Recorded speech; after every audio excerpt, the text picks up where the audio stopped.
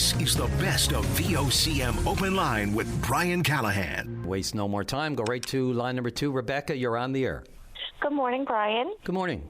I wanted to express my frustrations, but also give a public announcement to the customers who look forward to their flyers. Sure, go right ahead. My husband has been a carrier since he was a little boy, and he didn't want to give it up because of the connections he's made. And luckily, this isn't our only source of income we have, but it was a nice hobby for us to have that we enjoyed doing. And without proper notice, we found out that the flyers are no longer continuing. Only for the driver who dropped them off to our house had told us, we wouldn't have known a thing. But now we have customers all around who look forward to their flyers every week and are now going to be wondering what's happened. Many who don't have access to online deals nor know how to work it. The communication that is formed is completely upsetting and unfair, and all of the hard work that not only my husband but all of the couriers employed by them have given, this is the thanks that they get. And we were only informed last week that this coming week will be the last. And I've been trying to let as many customers know as possible, and every single one I've spoken to has said, what will I do now? It's heart-wrenching because many of them depend on this, and also they look forward to it every week.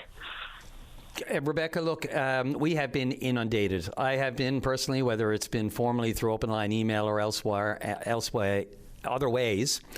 As far as the communication goes, I mean, people were blindsided by this straight up. Completely.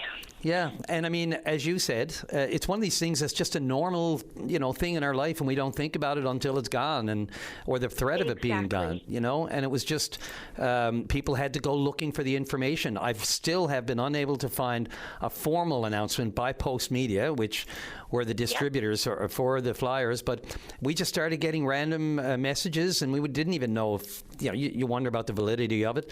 But the more we got, the more we thought, yeah, this is happening. So then you have to go seeking out the information, which is never a good communications plan.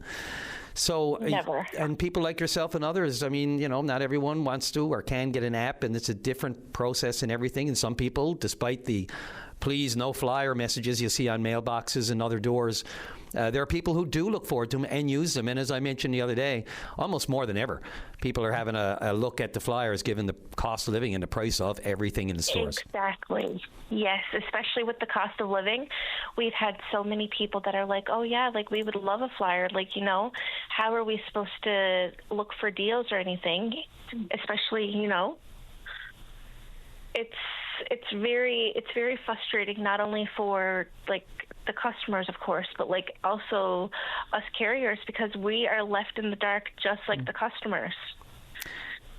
Yeah, and I've yet to see if there will be a replacement or if anyone else would pick this up or, do the service instead of Post Media. I don't know. It's very early in this game. As I said, we just started seeing the messages in the past week. Yeah. And of all the things on the go. Now, I'm, especially we had the question of the day this week. I think it was 2 days ago on the VOCM website, asking if you use printed flyers, and we had like almost an even breakdown. It was like, I don't use them, about 35%. And, this is not the most scientific. It's our question of the day, but it does give a really good, broad cross-section and swath of what people are thinking, we've found, on big topics. And this one is 35, I don't use them. 33% said, yes, I live by them.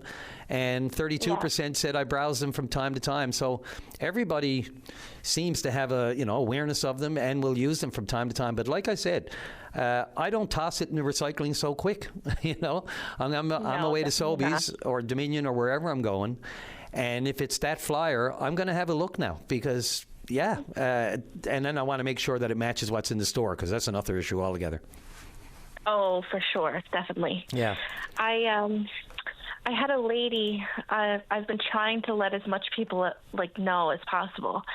And I had a lady take the flyer from me, and she was like, I told her, and she was like, oh my God. She said, my father, he loves the flyers. He looks forward to it every week. This is something, this is what he looks forward to. He looks through the flyers, sees the deals, what he needs to get, and I take him out. We go shopping. She said, I don't know what he's going to do now. He doesn't have access to the internet or an iPad. He wouldn't know how to work it. And it's really sad for like the seniors especially. I agree. And got a couple of calls on that actually the week as well, and emails about it asking what's going on, and I'm asking the same question. So we will ask those questions, Rebecca. It'd be good just to know what's going on again in any facet of our lives. Communication, just communication. If good news, bad news, I figured I'd just get on and just, I guess, if there's still people that don't know, just put it out there, like, it's coming to an end. But it's not only the customers who don't know. Sadly, the carriers are the exact same. They don't know nothing, and it's very frustrating and upsetting. Yeah, I guess it's just the way it works with the people who, there's post media, and then there are the people who actually deliver the flyers. And unless the company tells them, even it's hard to even blame the people who usually drop them off, or who personally. Exactly. So exactly, like we have a man who he drops them off to us, and thank God for him that like he kept us in the loop. But like, that's besides it. Like, we haven't got any notice or anything at all to say, oh, they're ending. What part of are you in the city, or where are you at? Yes, St. John's. Yeah. And this gentleman who drops him off, was he able to shed any other light whatsoever? Like, did he actually get anything firsthand, or how did he find out? He's been doing it for years, and he actually just got an email saying, like, they're ending June 8th. That was it. Well, at least he got an email, like, so yeah. Yeah. That email could have been sorry, go ahead. As for like us carriers, like who deliver them, it was just nothing. So I'm glad at least he got something, because where he's really good, and he's been at it a while. So at least he just got at least an email. I think, yeah, and I'm just thinking here now that probably the people who deliver them, that can be kind of sporadic, I think. Exactly who's doing it from time to time. I think it's pretty, I'm trying to find the right word for it, but the workforce for that can be, people are into it, then they're out of it, then they're into something else. And I don't know how formal the arrangement is. How are those deliverers paid? So my husband, he's been at it, oh my goodness, he's been at it since a young child. Like, it's been 17 years or more. So he's paid like every 2 weeks by, I guess, post media. Yeah, is it like a check or a direct deposit, or how does he... It's direct deposit. Okay. Yes. So he'd be set up, but I doubt all the deliverers would be, because, again, that can be, I don't want to say transient, but the workers might come and go with that sort of thing. When they can do it, sure. And you might find something else, and they probably don't keep track of every single deliverer of flyer. Post media probably doesn't, but there has to be a better communication. Whether or not it is the local people on the ground. There could be. Pardon? And another thing. So with the flyers, there's also the papers, like, the weekly paper. Yeah. So I also, like, we delivered them for, like, whoever gets them. And I honestly, that's another thing. We have no clue what's going to happen with that either. Now, when you say the paper, do you mean the telegram? Yes. Yeah. Well, we know, so right? They get delivered also by post media as well. And when they shut down the main printing press here and farmed it all out to the mainland, I think the writing was almost on the wall for something like this. Like, it's a slow drip of elimination, Do you mind if I ask how much, like, someone makes these days? Not specific, and I'm just wondering how much and how it's priced. I delivered flyers as a kid.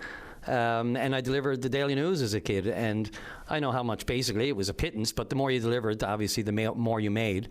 Do you know how much deliverers get these days, say, per even flyer, or how does that work? It's after, like, it all depends on how many you deliver. Mm-hmm. So my husband's after going up to, like, it's like 1,700 that he delivers now. So it's all about how much you deliver, and like the less you do, the less you get. The more you do, the more you get. Yeah, is it based on per flyer, or is there a volume, or yes. do you know? Okay, do you know how much it is per flyer? Like, oh my God, I want to say between 50 cents a flyer and 75 cents, maybe. I could be wrong. No, and you add up whatever it is. I'm sure it's in that ballpark, and I don't have it at my fingertips, but somebody else might know, and I know there's a lot of people. I'm asking these questions, of course, for lots of reasons, including other people are listening, and they may want to chime in and say how they're being affected by it, because it might seem like a pittance per flyer, but as you said, you're delivering 1,000 or 2,000 of them. Exactly. People make money off recycling these days, and it may be a small pittance. It's enough. Yeah. It's enough to pay a truck payment. It do help when you need it.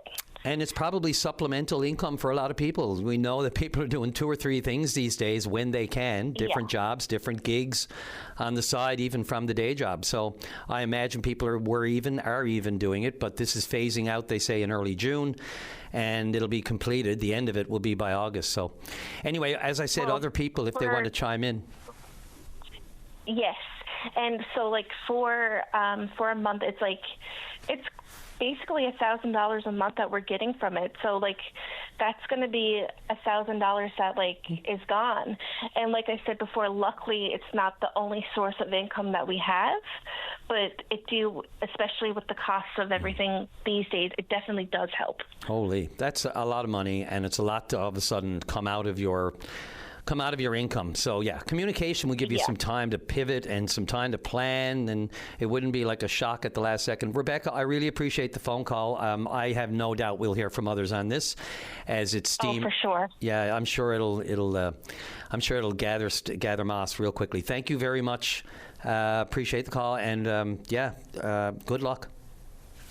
Thank you so much for taking my call. I appreciate it. This is the best of VOCM Open Line. Let's go right to line number 4 and welcome to the show the CEO of St. John's International Airport Authority, Dennis Hogan. You're on the air. Hi, Brian. Great to be with you. Thank you for joining us, and thanks for making some time for the program. First thought comes to mind, may we live in interesting times, hey? It's always interesting times in aviation and the airport sector. I know the AGM just held. I don't know if it was AGM. It was more like an AG. What was it? I thought it was going to be an AGM, but it's...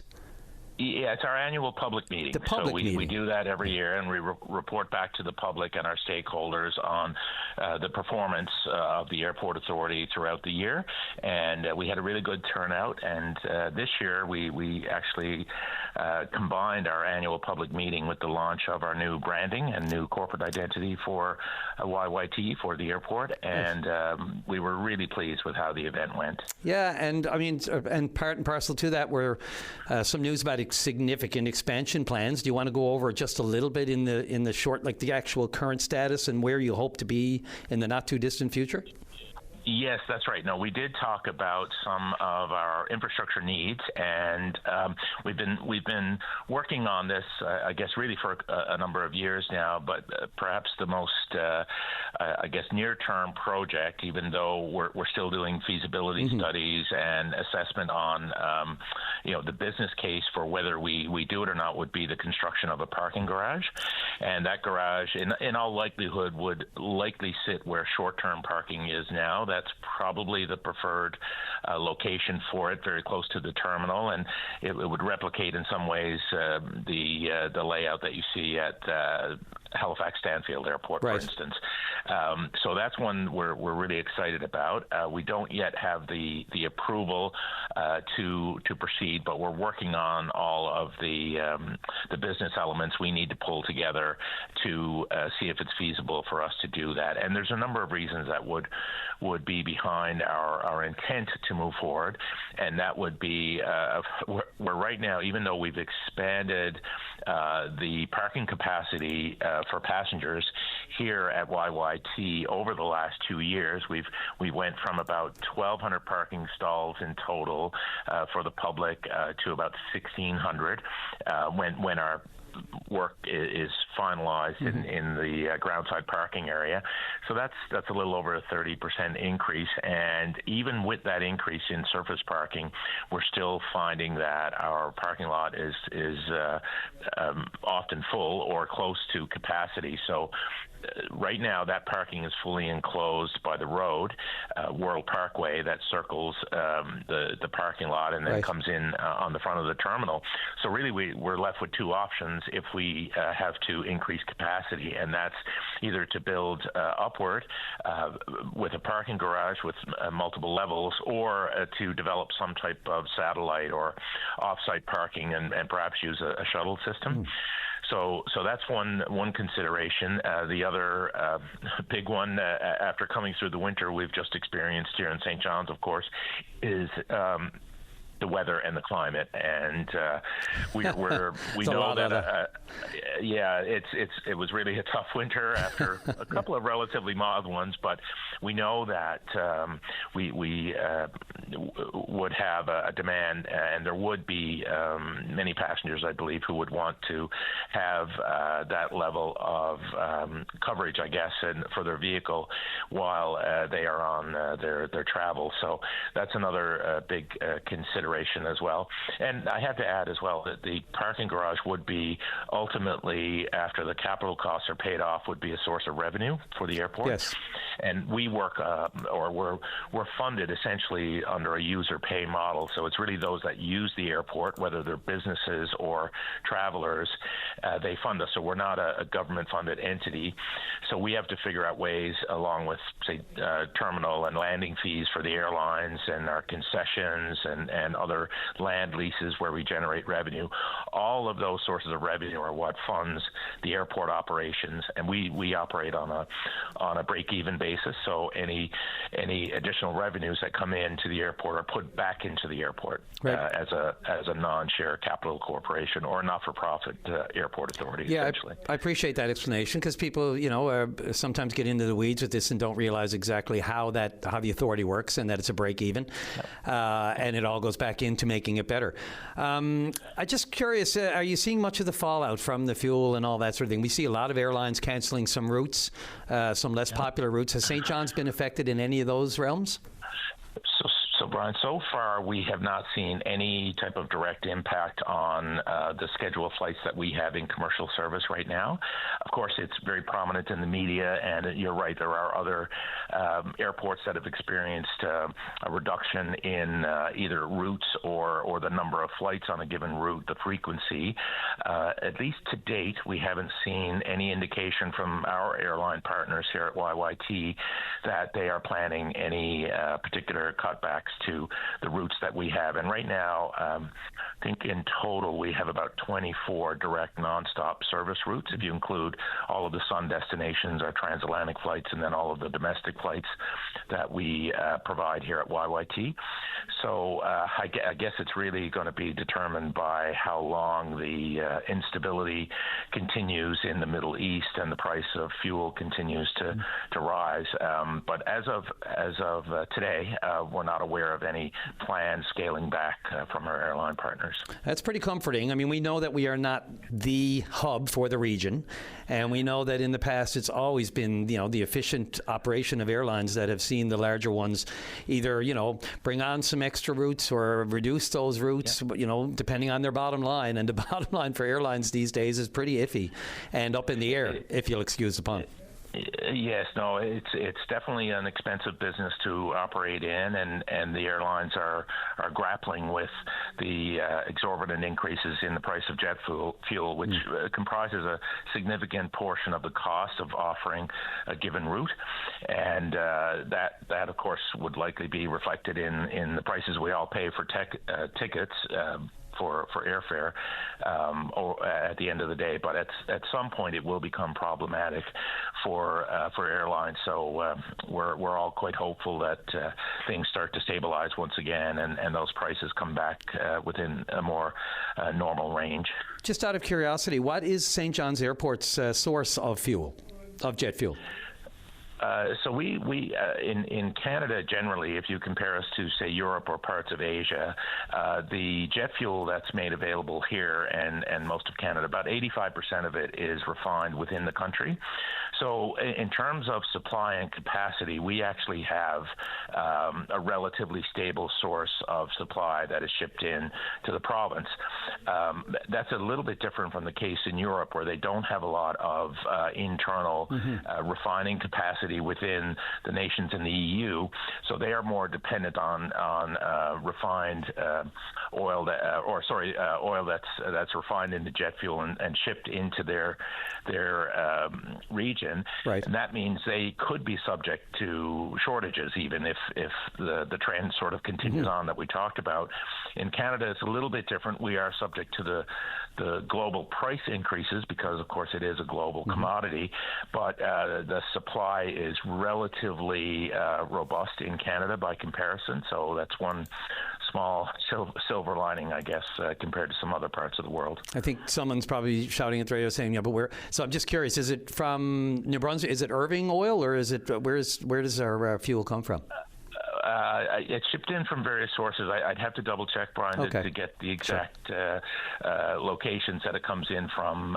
But in terms of the level of supply, we're not seeing any indication that that'll be impacted, at least to date. Right. It's a big issue, of course, as you know.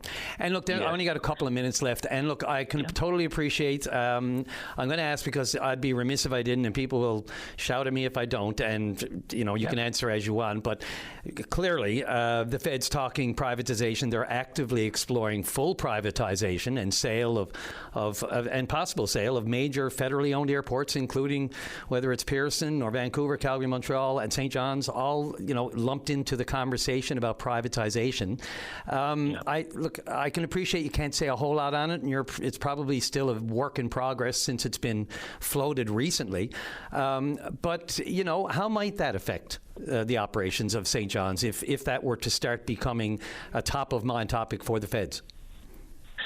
You're right, Brian, that it is something that the federal government has announced in its recent spring economic update, and there's likely to be more to come as the federal government approaches the release of the budget.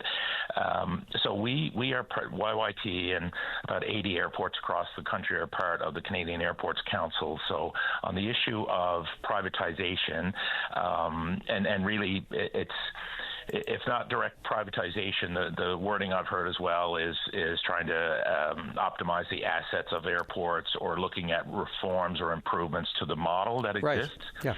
So we are working, or the officials that represent the Canadian Airport Council are working closely with the federal government to ensure that the position of airports in the country is put forward. And I can just give you very quickly a quick background on what's happening. So we have a situation where in the country there are about 25, 26 airports in the country that are part of what's called the National Airport System, or NAS airports. So those are the ones that were devolved from the federal government, from Transport Canada in the 1990s, including YYT. So at one point, these airports were indeed run by the federal government. They were devolved and handed over to these newly created airport authorities. And the airport authorities are non-share capital corporations, not-for-profits, that kind of have a public-minded governance model, but operate as businesses, so with private sector efficiency. So it's a bit of a combination of both. So in a sense, those airports have already been privatized in a sense, but at the same time... But I guess Transport Canada still owns the land and infrastructure, correct, at all of them? You're absolutely right. So that's a good point. I was just about to add that those airports, including YYT, pay rent to the federal government, and annually, collectively, that's about $560 million a year. At YYT, we pay anywhere between $3 and $4 million based on a formula. So it's based on your level of passenger traffic that you have in a given year, and we pay for the right to operate the airport on Crown land. Right. And we have a significant amount of Crown land here on the airport campus, as you can imagine. Mm-hmm. So that the government is actually generating revenues already from the operation of these airports. My understanding is, in what's being talked about by the federal government currently, the at least initial focus is certainly on those much larger airports in the country. 3 to 5 of the bigger ones, I believe. And I know that the Canadian Airports Council is working closely with those airports and also the federal government officials, primarily in Transport Canada, and the rest of the CAC membership, just to ensure that the public is well educated, the officials in government are well educated, and at the political level as well, about the current structures and how we contribute collectively as airports to the economy and the revenues we generate each year, and the economic spin-offs, because that's really I guess something that we want to put forward, that economic activity is already happening, and right now we operate on a break-even basis. So there's no other kind of layer of shareholders or private equity or other entities that are drawing rent or drawing profit rather. So that's my understanding. Still a lot of discussions to take place, but we're working very closely with the federal government on that. Well, look, I can tell you I really appreciate that background and the context for that, because I've gotten a lot of questions, people wondering about what it all means. And I guess it means going from a nonprofit to a for-profit commercial ownership model, I guess, is the very early theory. Very preliminary at this stage, okay. and I don't think any decisions or firm positions have been laid out at this point, and we're going to do our part to ensure we're part of the consultation and the public discussion on this, and just to ensure the right information is taken into account on any kind of future model that could be developed or decisions that are made. Absolutely. Dennis Hogan, the CEO of St. John's International Airport Authority. You're not a busy man, so look, I appreciate you finding time in your leisure to give us a shout and put all of this into context. For you, Brian, anytime at all. This is the best of VOCM Open Line. Let's go right to line number 1 and welcome to the program Carly McDonald, the new ambassador, this year's ambassador for the Janeway Children's Miracle Network Telethon. Carly, you're on the air. Hi. Good morning. How are you? I'm good. How are you? I'm pretty good. Thank you very much for asking. This is already the most polite conversation I've had this week. Carly, I have to ask you, I've seen your commercials, and I love them. Is it weird to see yourself on TV? What do you think of your own commercials with big stars like Tony Marie Wiseman? I don't think it's that weird to see myself, since I watched the telethon so much with me on it. Yeah, I guess you get used to it after a while, do you? Seeing yourself on TV? Yeah. Wow. Look, it's amazing that you've been doing all this fundraising, and just tell me a little bit about how it came to be that you were chosen to be the ambassador for the Janeway Telethon this year. So, I was just 16 months when I attended my first telethon, because, I was really sick as a baby. And in the past 9 years, I've raised $17,903. And that's just all. And you're 9 years old. We should remind everybody you're only 9. Very well spoken, by the way. If you don't, so shout out to everybody around you and your parents and everyone. Yeah. Just so people know, you had 2 very serious heart defects, right, when you were just days old, correct? Yes. And I know you don't remember much about that. Not many of us do when we're just months old, but lots of recovery and lots of years of follow-up care with the Janeway. And now even, doing some competitive dancing, I understand. What's that all about? So, you dance against other teams from different, places, and you get to place in stuff like first place, second place, third place.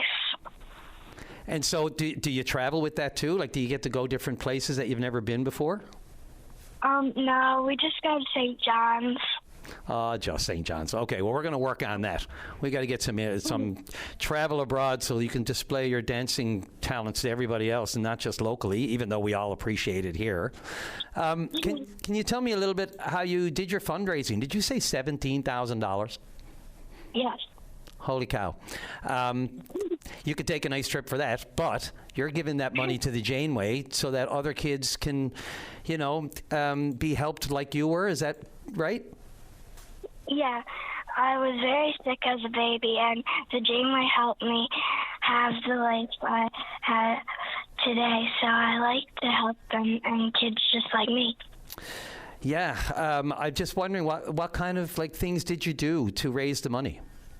Well, I get sponsors, I do ticket draws, I did an online auction this year.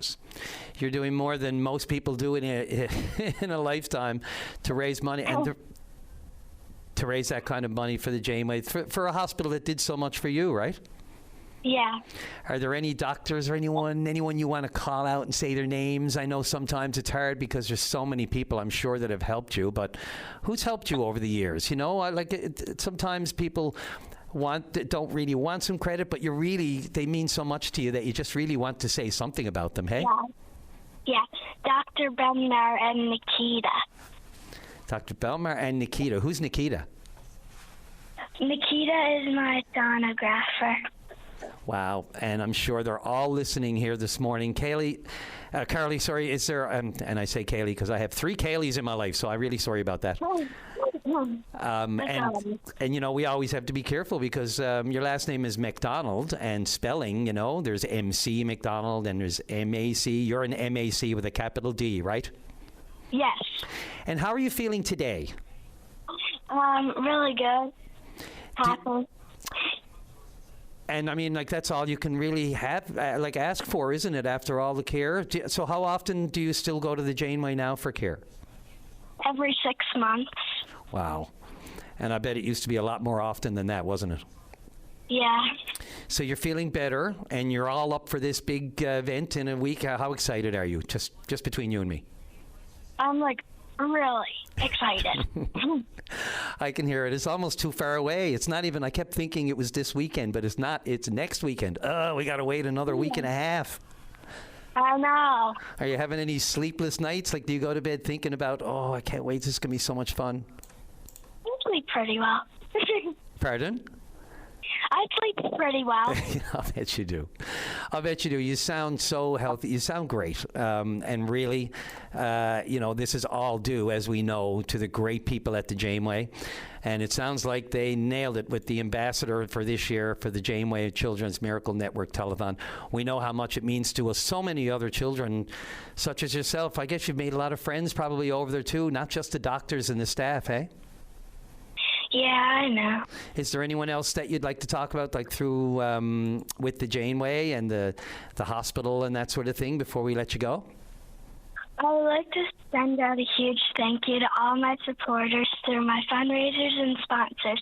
I love to raise money for the Janeway, and with all your help, it's possible to make a difference in a sick child's life. It's not too late to donate. This year's telethon is June 6th and 7th, and I am honored to be this year's champion child. Thank you, Brian, for having me on here today. Oh, my God, Carly, you've made my day here listening to your voice today and how great you are sounding and how wonderful this event is and how important it is to so many people. You know what they say in the show business, break a leg. I hope you know what that means. I don't mean really go break a leg, right? You know what I mean. Yeah, I know. Please don't go break a leg. The Janeway's busy enough, hey, dealing with all kinds of children who need their help. So, Carly, I want to thank you again. Wow.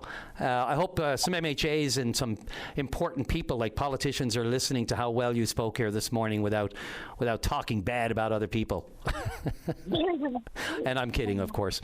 Carly, thank you again, and we look forward. Carly, I did say right. Yeah, we looking forward to seeing you on TV in a week and a half. I'd say they're going to be raking in the money this year with a great spokesperson like yourself. So thank you once again.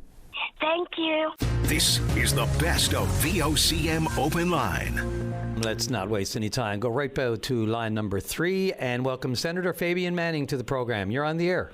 Good morning, Brian. How are you doing? Morning. Very well. Thank you. How's Ottawa? Pretty good. It's a lot warmer here today than it is in Newfoundland, that's for sure. But heading home tonight, so it doesn't matter about the weather. It's nice to get home. You know all about it up the shore. What are you talking about? Yeah. Brian, I just want to touch base. Before I get into what I want to call on, I want to congratulate you on your new role as the host of Open Line.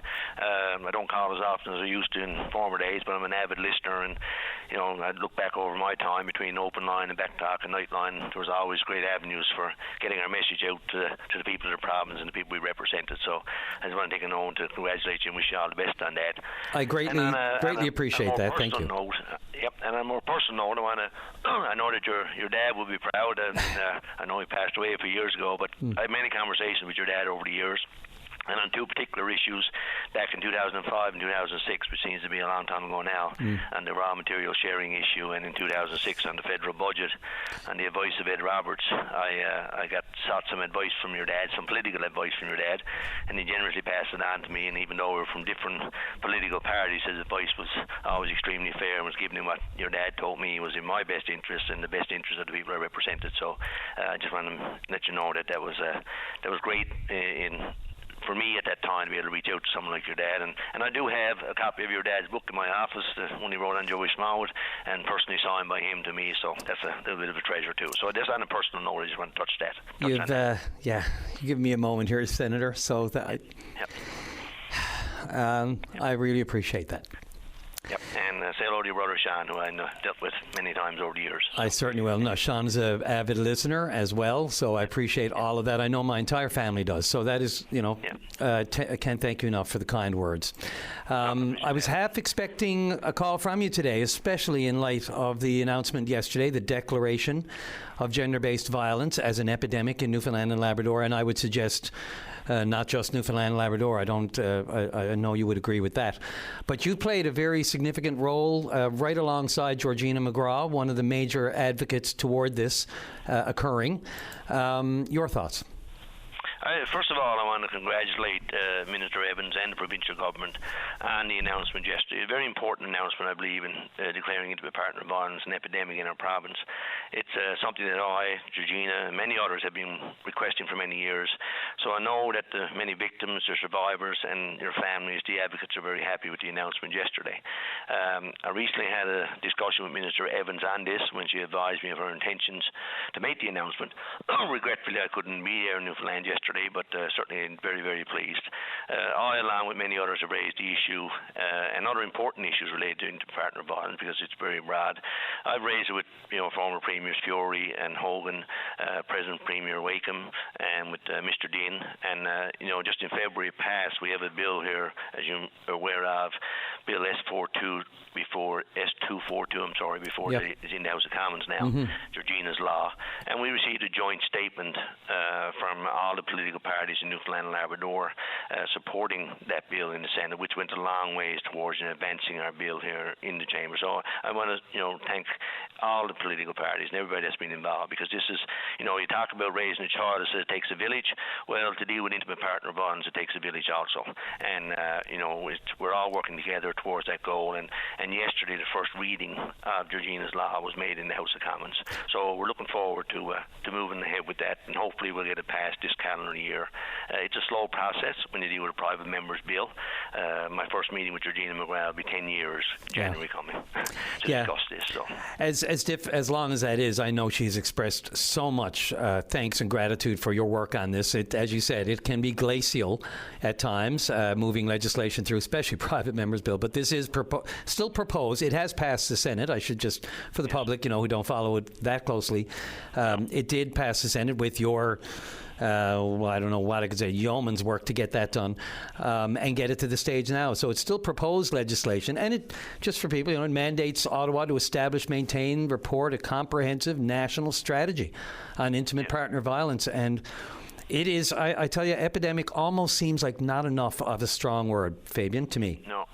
Exactly, and with the bill, the former government under Prime Minister Trudeau at the time brought in the National Action Plan, and what our bill will do will take it from a policy into a law, and it will, regardless of the whoever's in power here in Ottawa, the National Action Plan will be in place. They can move things around as with any piece of legislation, but the National Action Plan will be in place. And what the National Action Plan does is it brings together all the provincial, territorial, and municipal, and everybody else that's involved in making sure the intimate partner bond stays front and centre. What I say to people, there's no one piece of legislation, Brian, that's going to deal with intimate partner violence.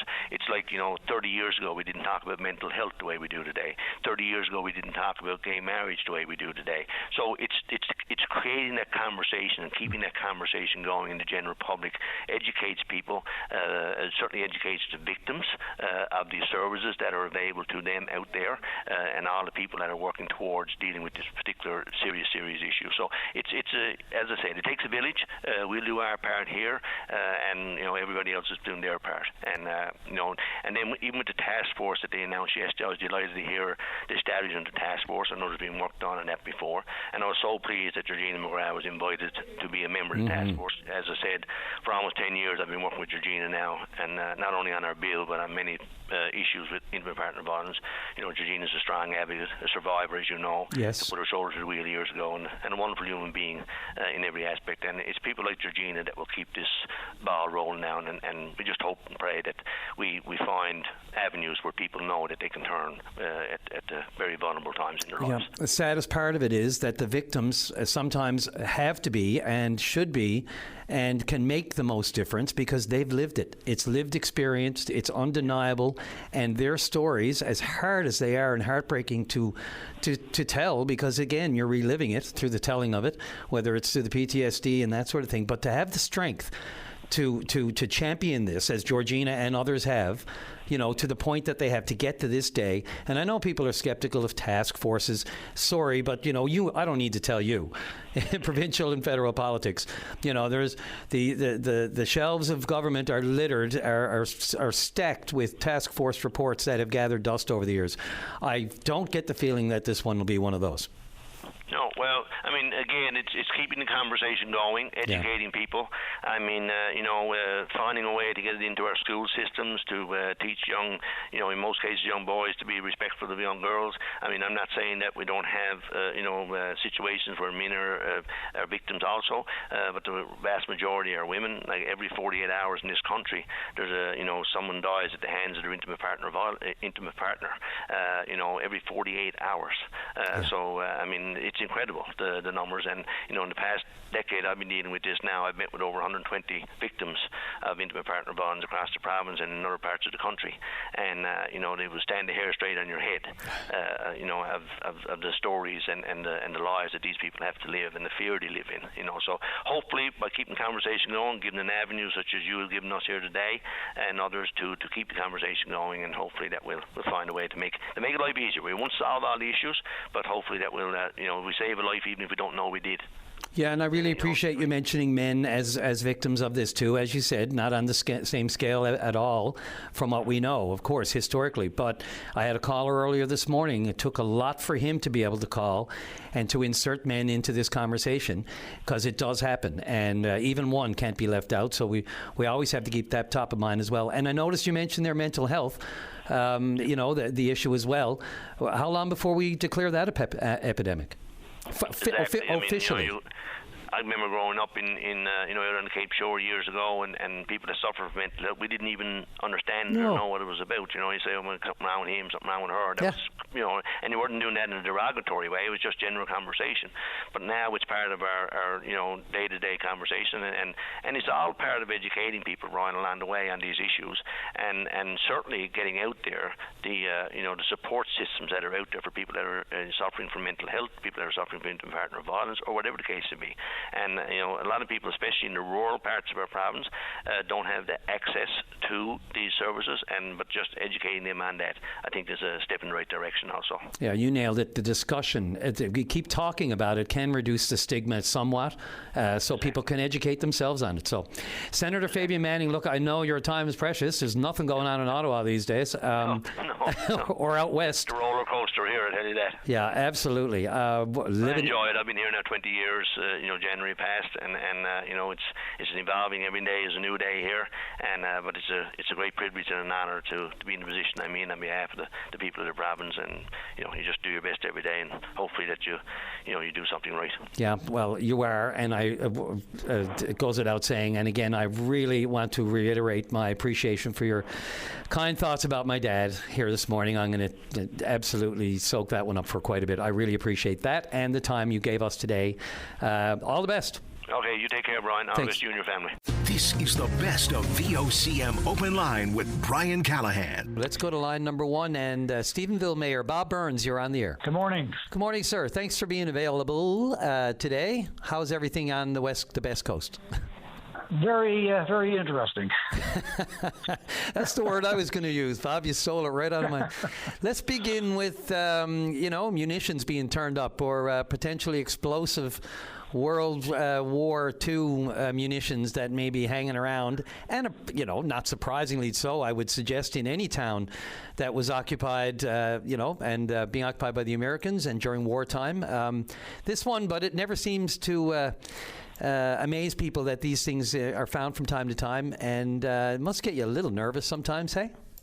Well, the fact that somebody spots this thing, picks it up, and takes it home. Yeah. I'm sure that man is explaining to his wife today what he did and why he did it. He's probably in a lot of deep trouble now for the next few days.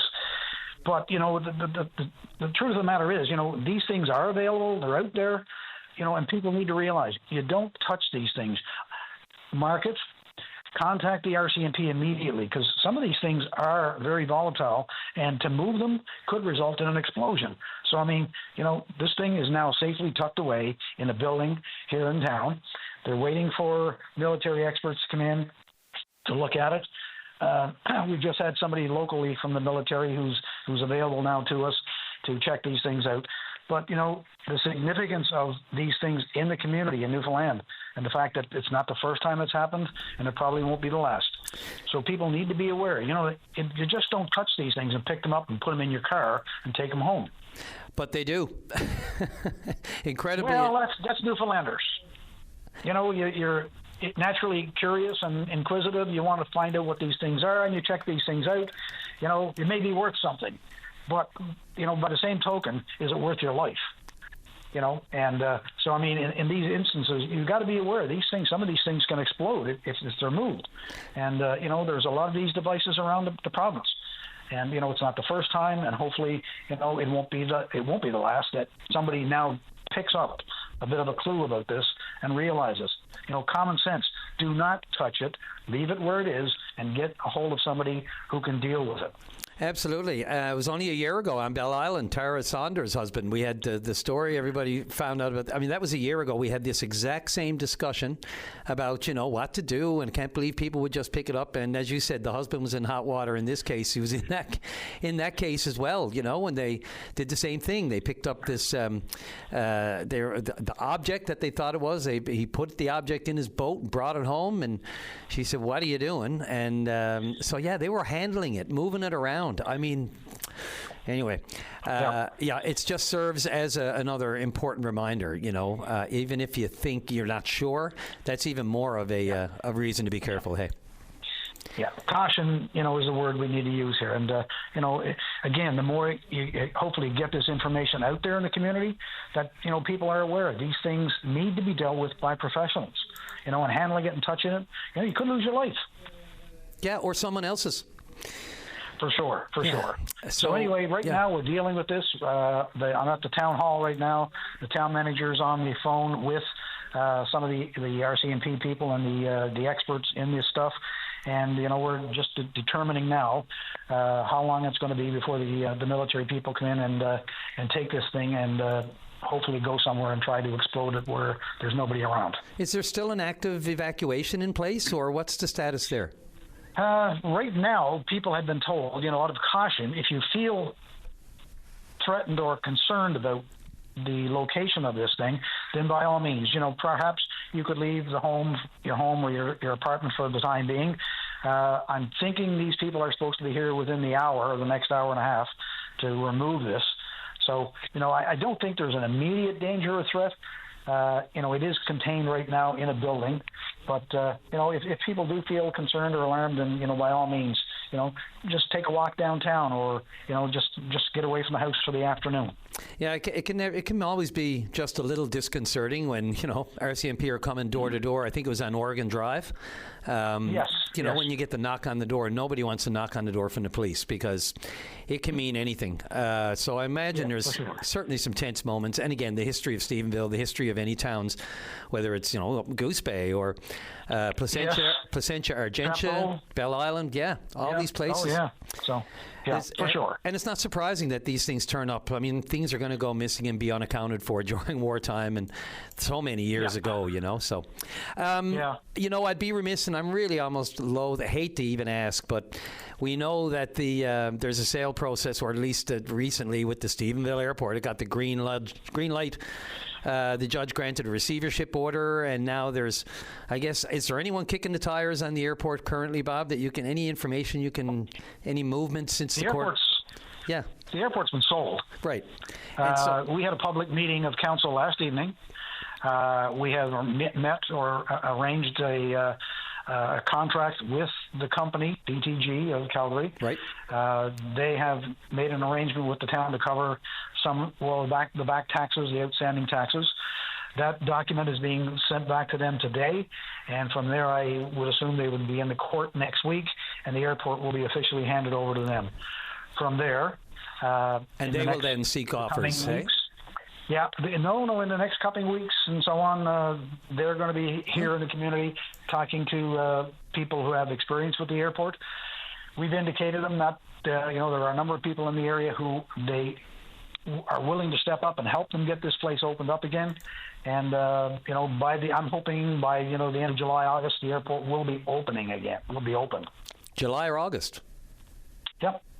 There's a couple of things, a couple of issues there now. Right now is I think the lines on the runway need to be correctly applied and applied according to official specifications.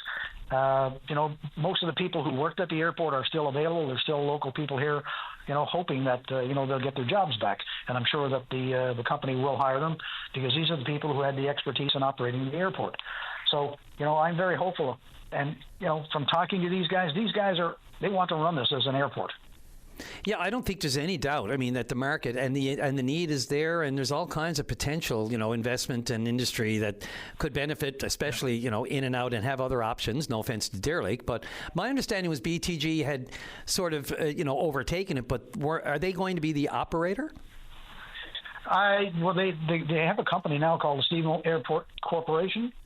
Mm-hmm. And that corporation, these guys are an investment company. So I'm sure they'll be down next week and they can answer a lot of questions. But, this investment company have set up a company which will now operate the Stephenville Airport. Okay. Is the power back on, do you know, or?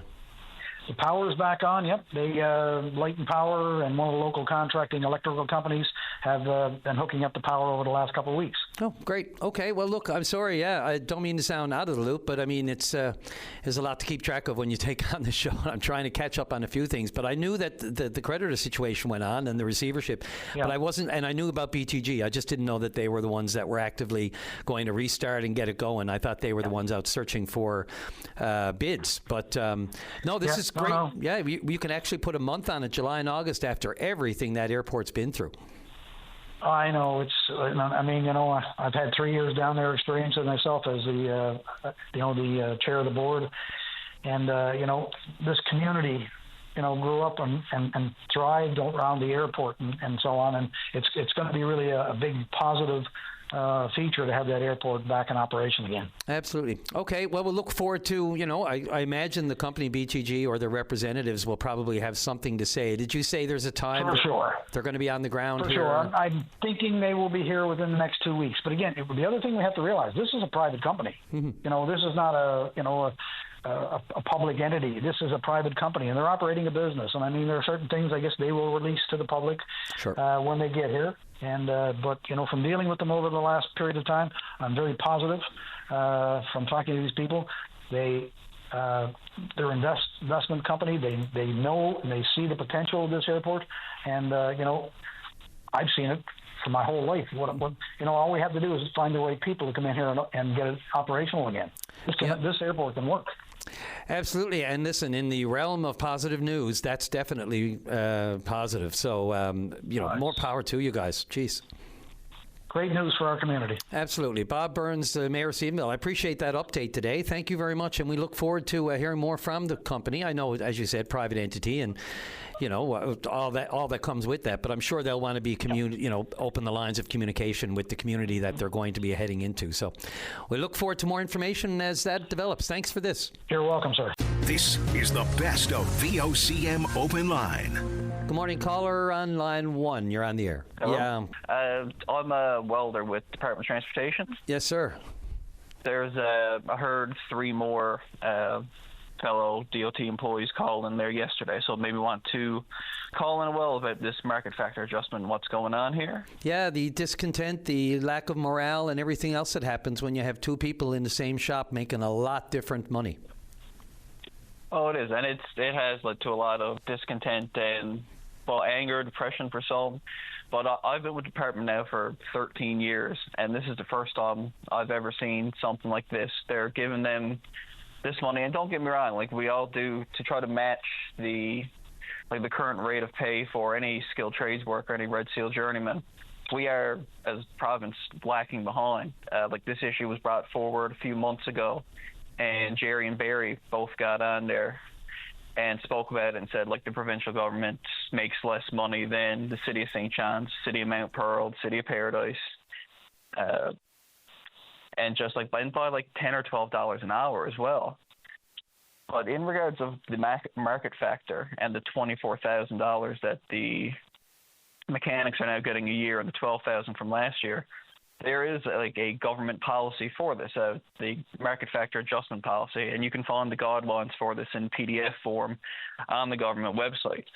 And part of that, within it, they're supposed to determine if giving people this kind of, it doesn't specify an amount of money, but giving someone a market factor would inversely affect people who work around them, would affect morale, would affect how work goes out, and it doesn't seem like the government did their research at all in this front. But they seem to have failed to take into account some things within their own process to determine whether or not these market factors should be given out. And we've heard before that it's because of vacancy rates and things like that, and it does state within the guidelines that it has to be about a high demand field and low availability, but that is the skilled trades in general right now, with all these large projects starting up and large projects currently on the go. Red Seal, journeyman trades workers, are in high demand. We see it everywhere. They are in low supply, and they are wanted everywhere. And for them to say that, just because of the vacancy rate, for them to not be able to give it to welders, electricians, carpenters, power engineers, machinists, auto body, it does not seem right. We are a low availability, high demand fields.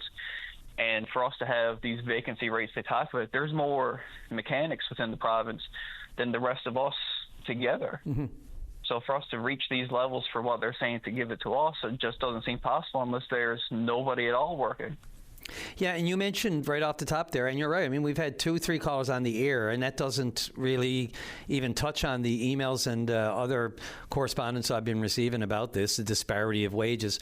I just wonder, it's important to hear from the workers themselves, like yourself, somebody who's there and is directly affected. But how, again, I'll ask the question, how has the communication been with your shop stewards and your union? And, what work is being done to address this? I mean, the issues have been brought forward back from the point of the $12,000 for the mechanics last year, and we haven't got much in response aside from, it's the market factor, it's things that fall within for them to be able to do. And then we see on the news, on NTV a few months ago, where Jerry Oak got on and spoke about fighting to get this for the operators, which again, they deserve to have more money as well. But for us to continue to reach out and be told that, they're allowed to do this, that, it's a good thing that just the mechanics are getting it because maybe it'll help during negotiation time and things like that. But again, to hear Jerry say that he is they went and actively tried to help the operators get this, yet nothing for the rest of us skilled trades workers that are working next to the mechanics. It's very disheartening. Yeah, I can only imagine. It just feels, bluntly put, left out or lesser or cared about less. And the other thing that, people mention to me is, you're doing important work. This is snow clearing. This is the maintenance of our heavy equipment, repair and all that sort of thing, making sure they're roadworthy, or at least the equipment, whatever we're using, is roadworthy and gets the job done. But that also affects the safety of the public. Do you feel this can bleed into that? Well, it absolutely does. There's already the discontent, and the morale and work ethic of everybody has taken a drastic hit. And it is like in regards of the vehicle safety for our roads, but also for within like public works of our carpenters, our electricians, our power engineers. Like it affects like the building maintenance and upkeep and safety of the buildings themselves, of all the government facilities, because they're the ones who take care of this stuff. And they as well have been kept on the same pay grade for the past 13 years. Until right this very moment, until what has changed. Yeah, it's the old definition of insanity, doing the same thing over and over again and hoping for a better result or a different result. Caller, I appreciate it. I'll just give you a minute to wrap up. I need these calls are important from the people on the front lines to just, get past the double speak or the political speak or the official speak and just tell it like it is, right? It is, and like you said about like the double speak, like when Jerry and Barry called last time, it was mostly just them trying to blame the other one for this being allowed to happen. Like, I can't speak for everybody, but I believe as like frontline workers, it doesn't matter to us who is the one that allowed this to happen. We just want equality throughout all, and I wouldn't mind too hearing the finance minister as well sort of speak on this, because we've learned ourselves that these things can only get approved and only happen through the Treasury Board, right? Like the powers and the purse strings. If they are not going to be willing to approve it, if the transportation minister and Jerry all decided tomorrow to say that we could get it, unless the finance minister and the Treasury Board approves, it's not going to happen either. So I would like to hear from them as well. Yeah, unless it's already included in the line items that have already been approved. The budget passed, I believe, yesterday. So, whatever is in that, then they're looking at. Well, yeah, I won't second guess what's going on there, but they have a pot of money. Every department does, and once it's approved with the budget, it's in their realm to be able to do with what they see fit for the various needs. But you're right. If there's not enough there to compensate for the shortfall, then that's a problem. No, and the government has already stated about these millions of dollars put in for the skilled trades as well. That's what we are. We are skilled trades workers. But nothing seems to be coming down to the rest of us. Yep. Look, I appreciate the call. All the focus on skilled workers and how badly we need them. You're going to have to pay them if you want to attract the brightest and the best. Thanks for the call, and I welcome more of them, just like yours. Thank you for your time. I appreciate it. This is the best of VOCM Open Line. Let's go to line number 2, and Terry, you're on the air. Hi, how you doing? Pretty good, thank you. Talking about gender-based violence, one thing I've noticed around here is that a lot of people just assume that it's men, being the ones to initiate it. But from my own experience, it's not always that way. Mm-hmm. And that is absolutely a fact. Yeah, and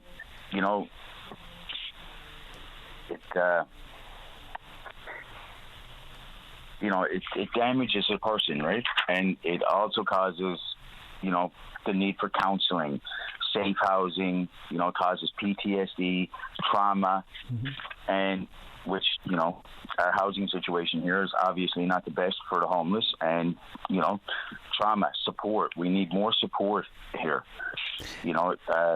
I myself have been reaching out for support since I'm 18 years old, and I'm only now getting it.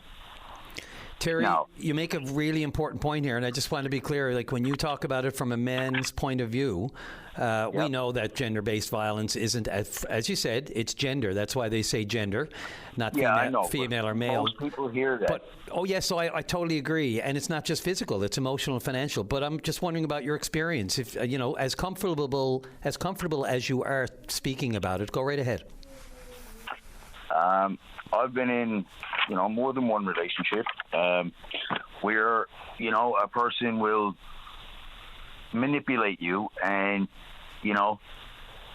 there's more bad times than good, but certain people, like myself, focus on the good times and they try to ignore the bad, right? Mm-hmm. And, over time, that causes so much damage. It also leads to drug abuse and, like I said, trauma, PTSD, especially with somebody who's already, has mental health issues.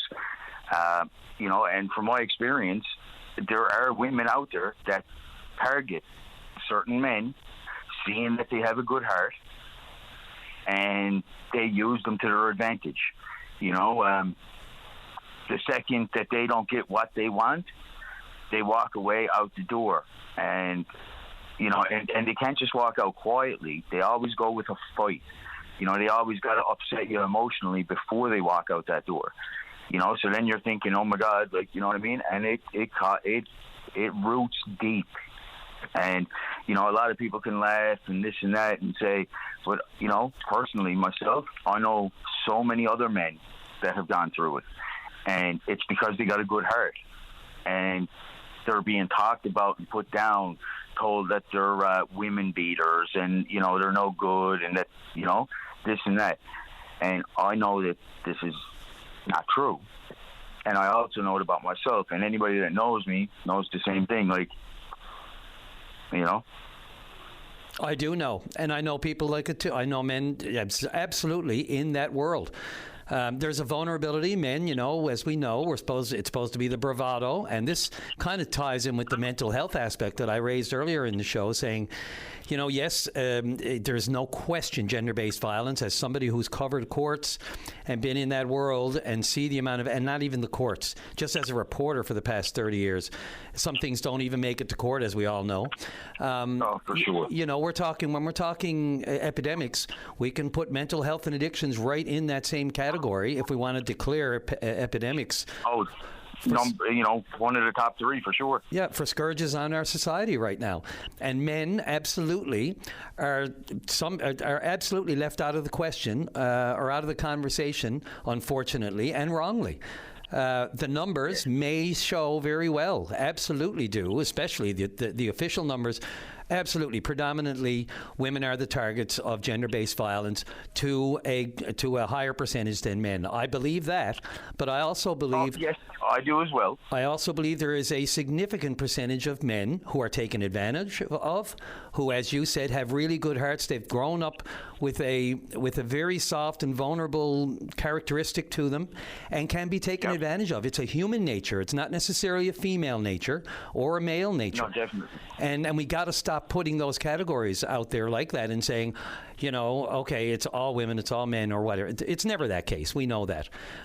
We know, though, and again, there are people out there just waiting for me to say that, that men are more susceptible or men. No, we all know the numbers. I'm just trying to make the point, and thank you for this, because there are a lot of men out there in that boat.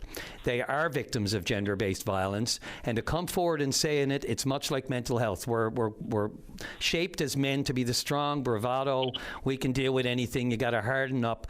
We're the strong ones. 110%. The muscle or whatever. It's not always that way, and that's why men are so loath to seek out help. You just don't want to admit that you're in any way weak, and that's the stigma problem, and that's where we've come as a society, and we have to move away from it. We have to acknowledge that this is human-based violence, not necessarily gender-based. It is gender in the sense of the targets one gender or another.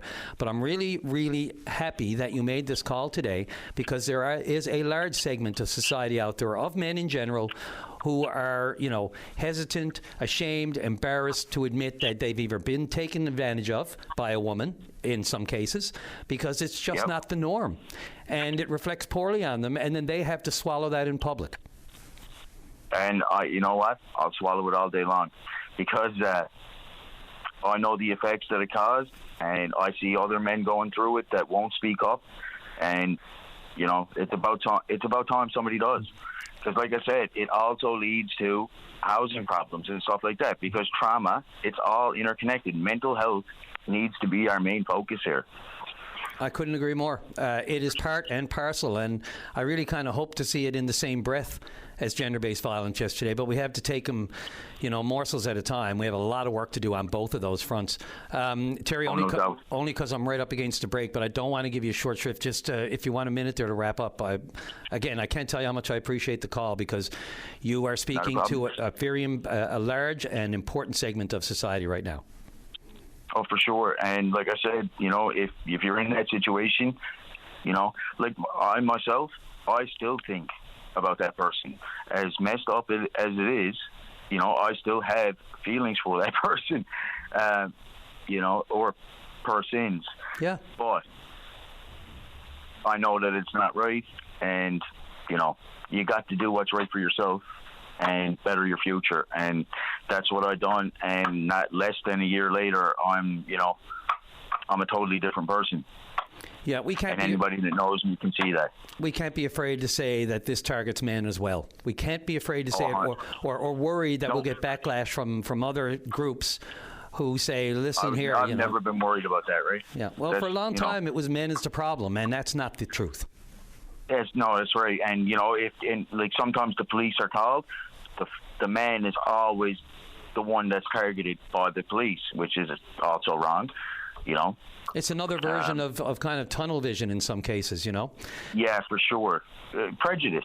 Yeah, well, like a bias toward men, right?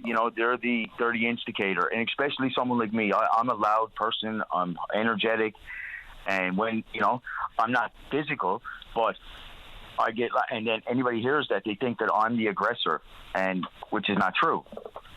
No. And yep. And you know what I mean? A lot of women are aware of that, and they use that to their advantage. Yeah, I want to be careful with a lot of and all the rest of it. Look, the reason it got to this point is because historically and statistically and factually, men predominantly are the aggressors. There's no question. The courts bear it out, definitely. The jails bear it out. But that does not mean we can't cater and deal and help the men who are not the aggressors and who are themselves the victims. And these people exist, such as yourself and others. And it's time we had a very open conversation, and both sides of this equation acknowledge it and call it out for what it is. So, Terry, I appreciate the call, and it's an important one. I was kind of waiting for it, to be honest with you. And not in a good way, but it's an issue, Yeah. It is an issue, and somebody needs to speak on it, and I don't have a problem doing it. Perfect, and I'm glad you don't. I'd also like to make a shout-out to that young Carly McDonald and congratulate her on the $17,000. That's powerful. I Good know. job. When she said 17, I thought I misheard 7, but no way. Wow. You talk about an ambassador. That was the right choice. There's no question there. Oh, definitely. Congratulations to her. So well spoken to. And I wish her all the best, and God bless. Thank you, Terry. I really appreciate the call, and I'd love another one from you whenever you're up for it. Oh, definitely. Okay. You'll hear from me again. Great. Thanks, sir. Thank you. Have a good day. This is the best of VOCM Open Line. We love the phone calls, too, such as Vic on line 3. Vic, you're on the air. Good morning, Mr. Callahan, and listening to the audience. I apologize, my voice is a bit off because I just recovered from the flu. I wasn't on my topic, but you mentioned the flyers.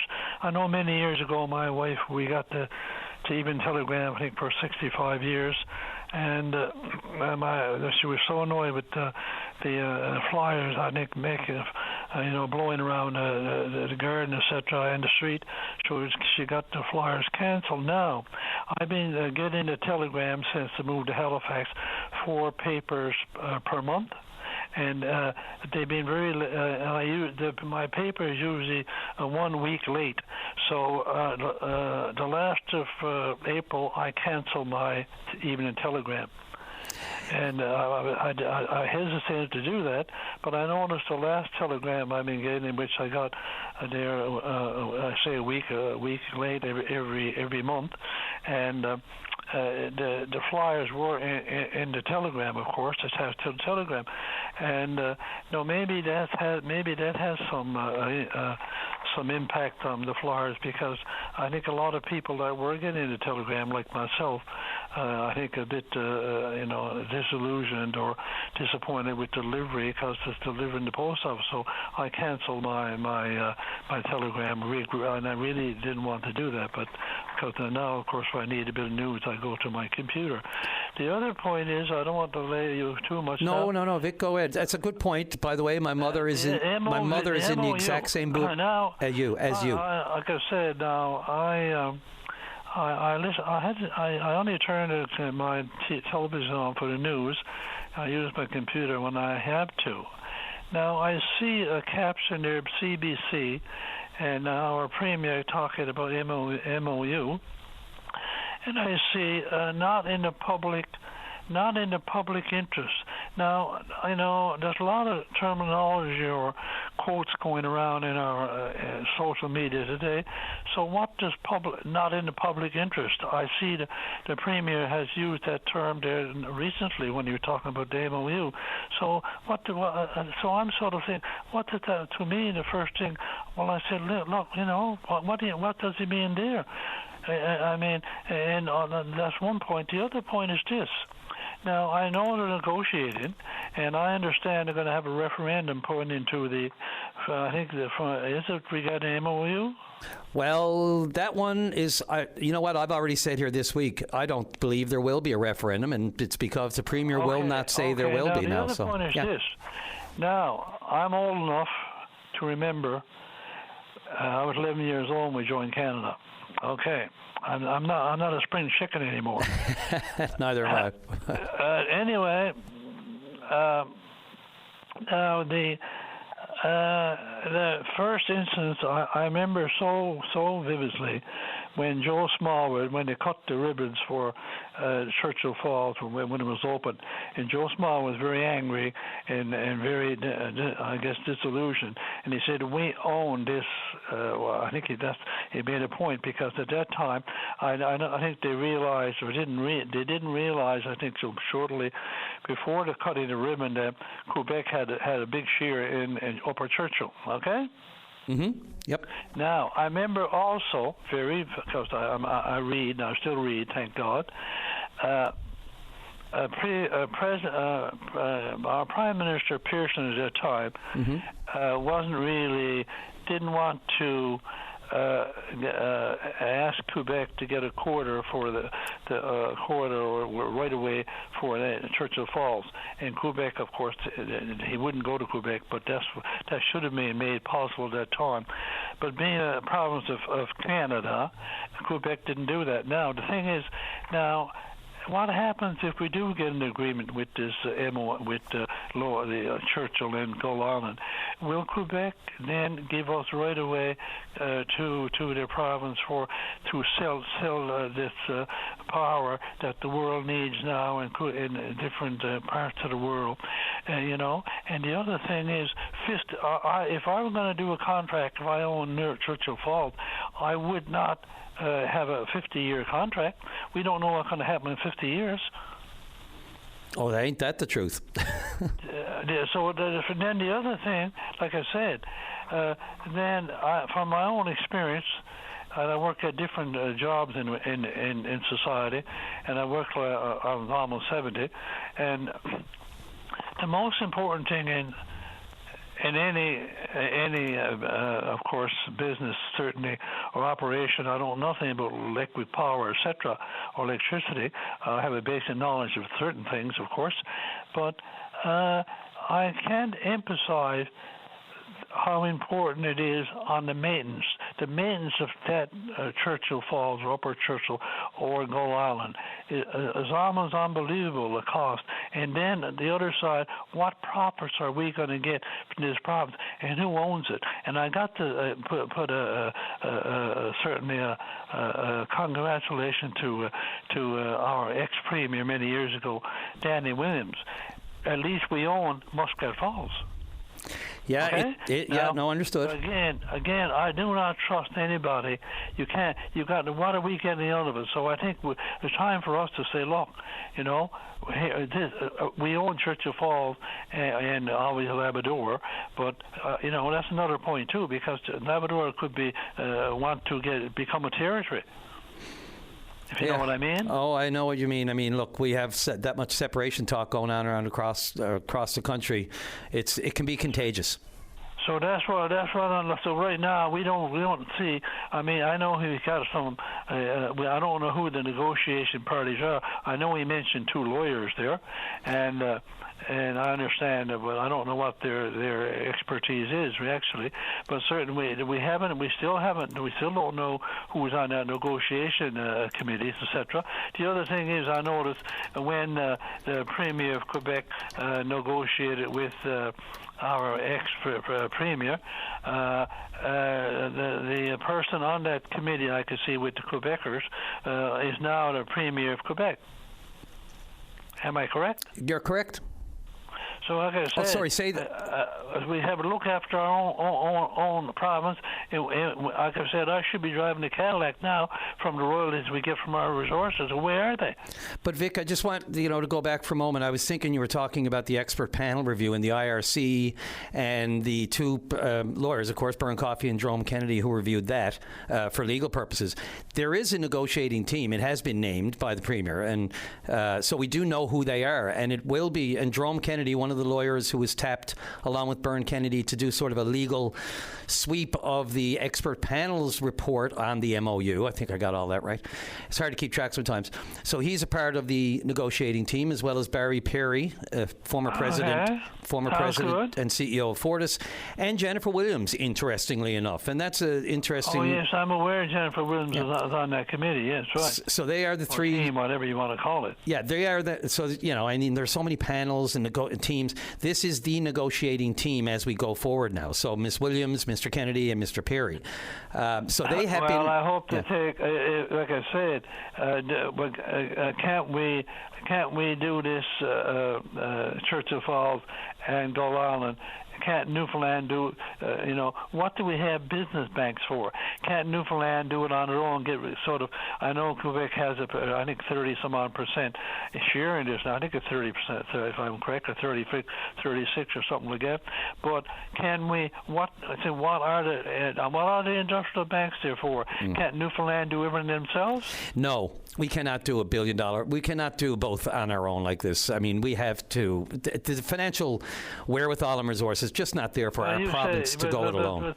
But no one. Why can't we do it on our own? Why can't Newfoundland get the money to do it on their own? Further debt from the World Bank or whatever it is. The financial banks.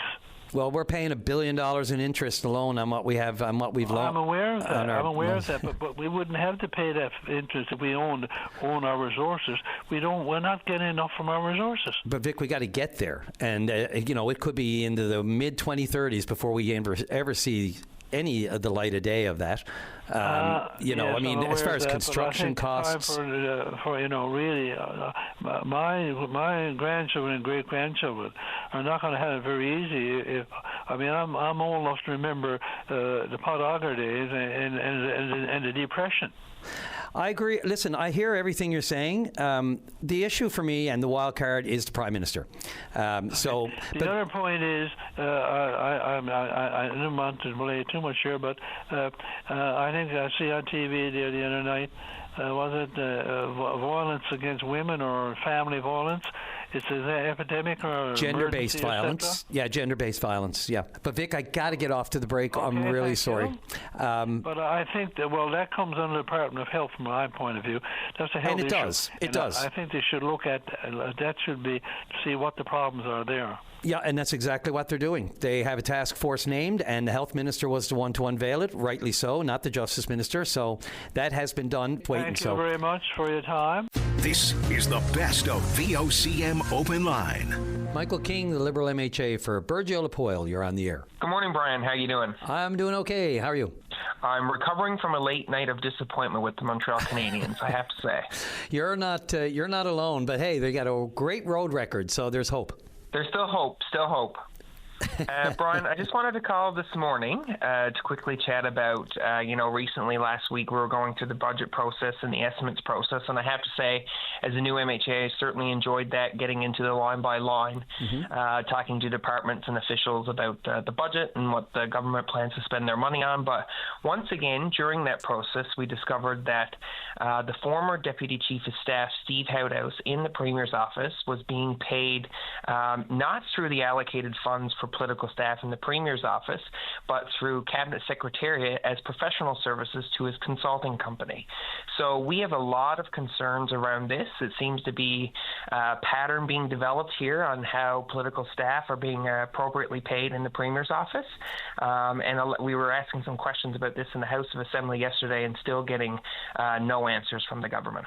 Some might say that, look, it's taxpayer money one way or what pot it comes from, it doesn't matter, but you're more concerned about the connections to the consulting, are you?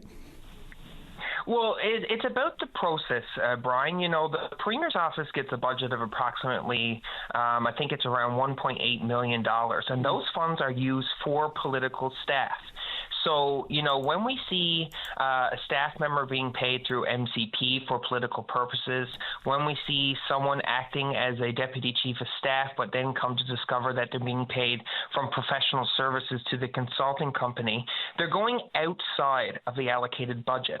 So they're finding ways to pay these individuals more money outside of the allocated amount for political staff. Brian, I was a former political staffer in the Premier's office, and I can tell you I was paid within the budget that was allocated in the appropriate manner for the position that I was in.